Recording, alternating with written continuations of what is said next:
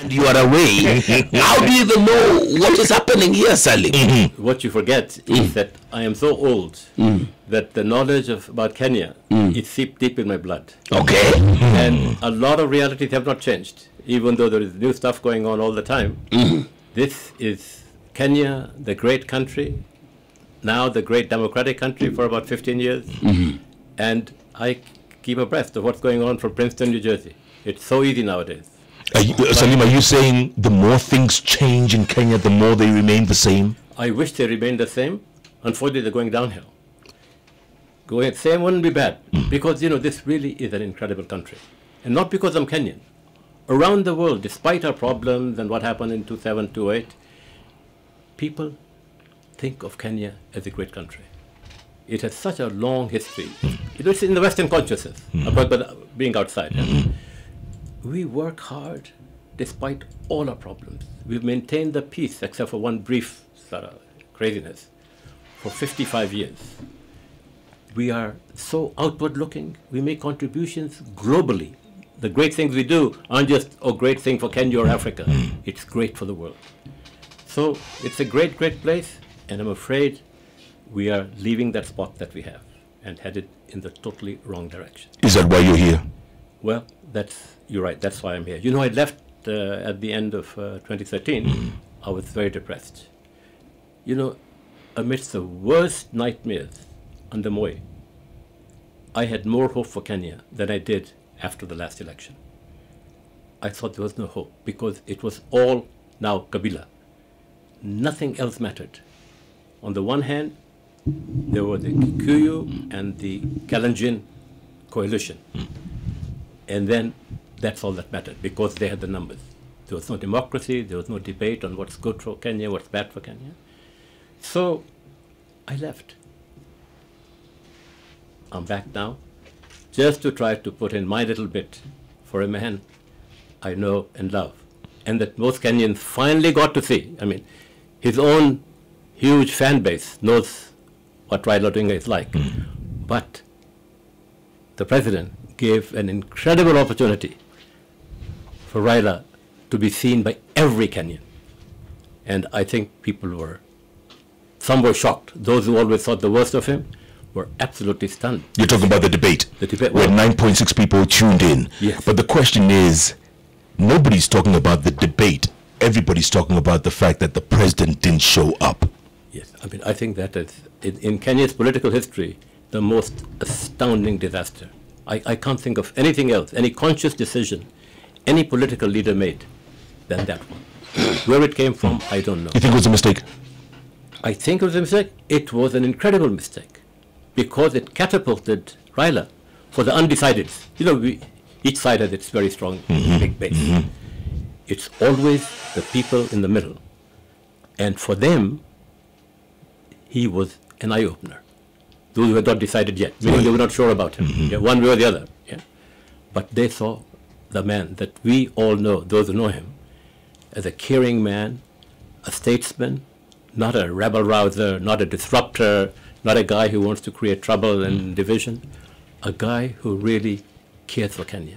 So tell me something. This is his 4th try at the presidency. 4th try. With you advising him. 4th time. Yes. What makes you think that this is the one? Well, it's, I think, pretty simple.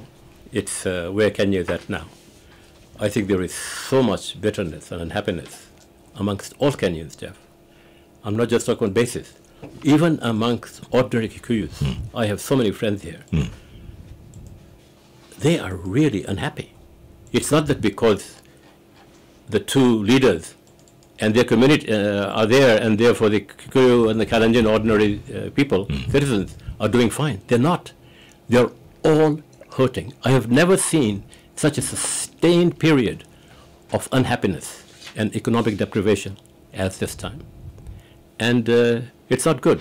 And yet the polls, whichever one you believe, if it's Ipsos, shows the president at 47% and the flag bearer Raila at 43%. And then InfoTrack has them almost dead even. Yes. How do you explain that? Oh, I've no trouble explaining that. First of all, Ipsos and InfoTrack have sort of history of biases.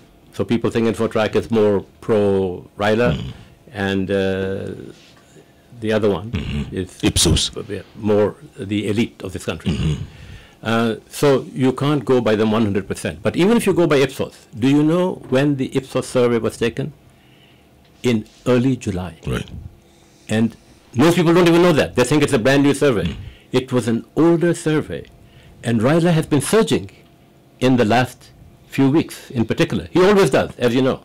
Raila always surges at the end when people get down to the wire.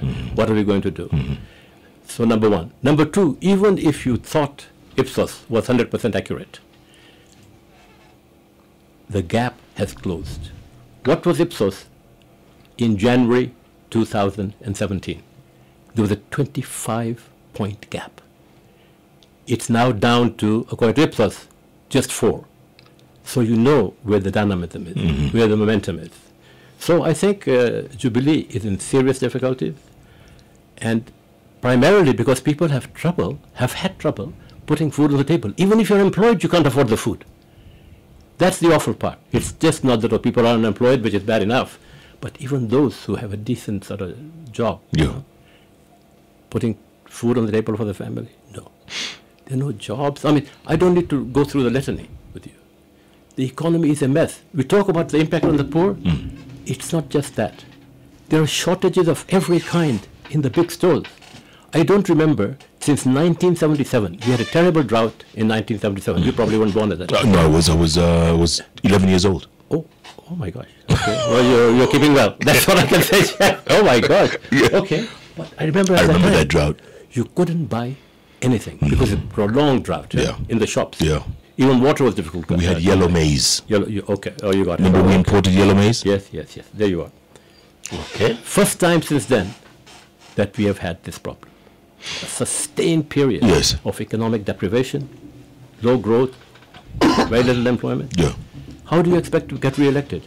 You can put out beautiful manifestos, all you want, but when you are the power, when you've been in power, you're the incumbent, there is only one thing people judge you by, apart from these ethnic considerations, which I just throw up my hands. But, you judge a government in power by the record.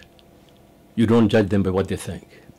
And Jubilee, astoundingly, and I thought this is another blunder by them, they said we will continue the transformation in the next 5 years. Now, is this what Kenyans want? More of the same for the next 5 years from Jubilee? Not at all. It was just a very poor choice of continuing the transformation. I remember when PNU, under Mwai Kibaki, in the 2007 election, which we all know Raila won, Did he? Well, why did they make him Prime Minister? But anyway, let's not go into that. Kenyans know what happened that time. Also said Kazi and delay. And that hurt him. Because, you see, the elite always think that because they're doing well, everybody else must be all right. Even now, we have 7% growth, official statistics. Where is that growth going? Salim, you still didn't answer my question. What makes you think this man, Raila Odinga, can win after his 4th attempt? Well, there are two reasons. And the first one really is a negative one, in the sense that Jubilee is so thoroughly discredited. The amount of corruption and hunger is just too great. And too many people, including from those two communities, are unhappy. But number two, Raila has assembled a coalition that we have never seen in this country. NASA is the most broad-based coalition that's ever come together. You said the same thing about the ODM Pentagon. That is not true. What I'm saying is that this is bigger than that. It's bigger than CORD. And we all know it. You go into community after community and you see what were battleground states are ODM.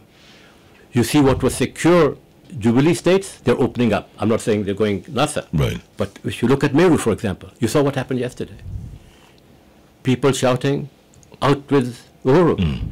You saw what happened in Nyeri yesterday, where young people wearing NASA clothes saying, we are NASA. Yeah, they were drunk. You can't. But okay, you're saying broad-based coalition. Yes. But in that coalition, there's 2 people in that Pentagon from one community. Yes. Musalia and Weta, right? And then there's Raila, and then there's Isaac. and Kalonzo. Yes.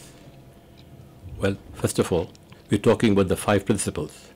Don't forget the others, like Sultan Joho. Oh, the Sultan himself. Sultan himself, yeah.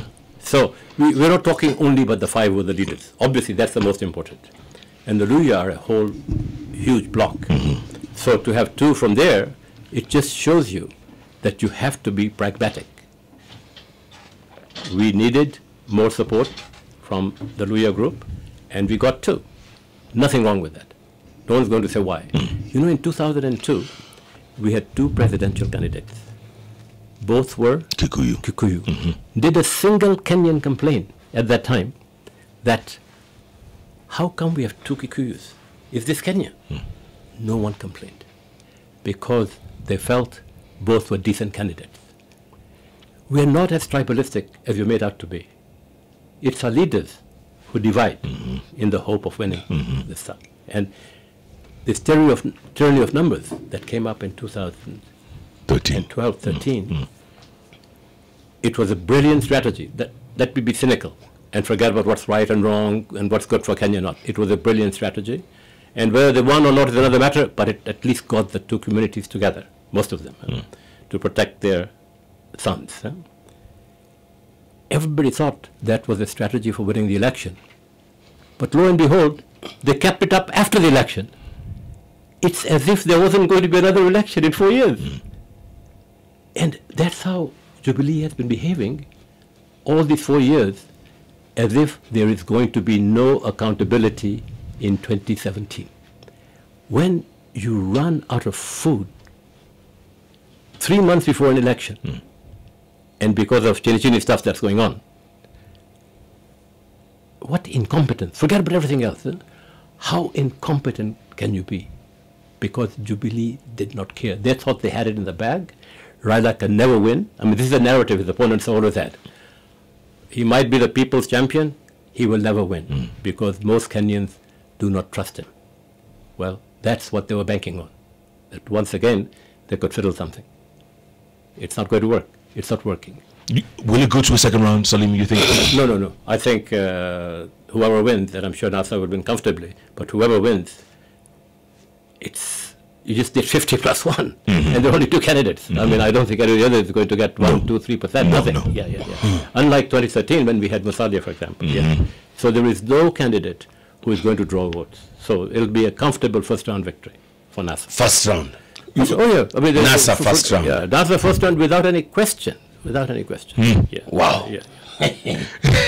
Salim, NASA. No, we don't expect anything less. This is the senior communications director. What else could you say? Could you say Jubilee's going to win? It's like your mother telling you I love you. She was born the most beautiful. You were born to be loved by your mother. But let me say one thing. Yes. Jeff, I'm a very ethical communication person. I think you know at least that part of me. Correct. I never lie. I might not say something, but I will not lie. I genuinely believe, I'm not saying it because I'm working for Raila Odinga or for NASA, I genuinely believe that all the evidence is there. When you look at the leaders of the communities, for example, part of the Maasai were very divided. We thought they could go either way. Yeah, they got Kaiseri, they thought, oh good, now they're firmly in Jubilee. Where are the Maasai now? The nation itself, the voice of the elite in this country, wrote an article saying it'll be very hard for Jubilee in Thailand. Yeah, all over the place. Meru, who would have thought, right around the corner in Mount Kenya, so much support, public support for Raila. So this country is changing. The young are no longer wedded to these old notions of ethnicity. And it's Raila who has one of the people, or the main person, who's opened this country up to people thinking afresh and looking at ideas and what will be done for you rather than which community you belong to. Salim, I want to take a break, come back, talk about what if you lose? Because you said you left in 2013 very depressed at this country. Are you going to go back? to Princeton, New Jersey, and go back there depressed again if NASA loses, and runs away even now for more than 4 years, more than 10 years. And also, Salim, we're waiting for your book. You promised us a book 4 years ago. Yes. How far is that? Tell us after the break. Well, we're talking to NASA flag bearer Raila Odinga's Senior Communications Director and Spokesman Salim Lone, live right here on Jeff and Jalas on Hot 96. It's the Hot Breakfast with Jeff and Jelano.